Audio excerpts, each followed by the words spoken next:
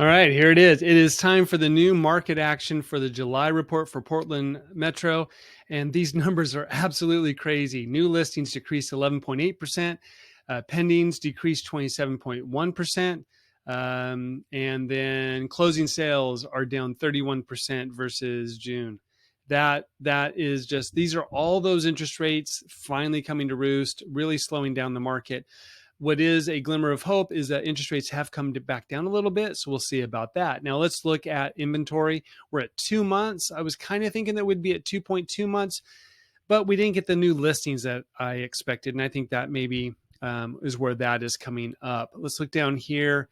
You can see that we had 24,375 new listings last year. Now look at this. We only had 1,300 less listings, but we had 3,200 less pending sales and 2,000 less closed sales.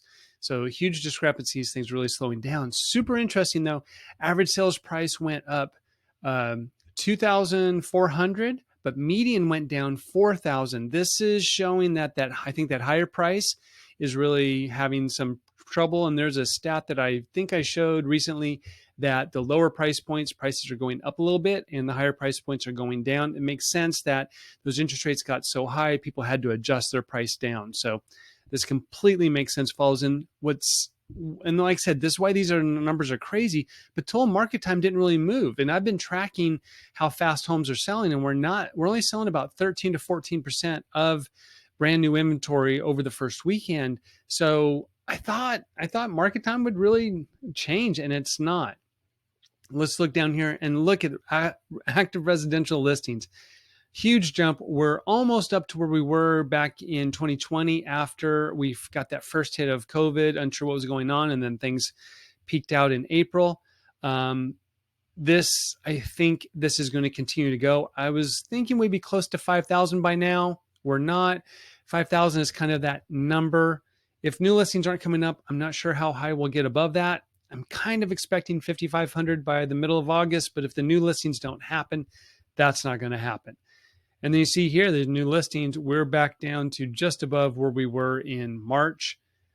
So the growth isn't really there. And you see that normally come August, listings go down. So I think we're going to probably come back down here to about where we were in September of 2020. You see pending sales are really low. We're only just equal with about February, and that's what I've been tracking as far as the pendings. We're well below where we were a year ago or 2 years ago, even after the pandemic. Look at these closing sales. For the last 5 years, look how far we are below 2018. Super low. I think this is just going to keep up, and you see that in 2018-19, we're matching about where we were in September there. We still have to get through August. You see that's high. I just don't see hitting those numbers unless interest rates really do get strong. And then market time, weird number. I don't know why this is so low. It's still low inventory, but I kind of imagine that this is going to get back up here sometime soon, but I don't think it's going to be a huge jump.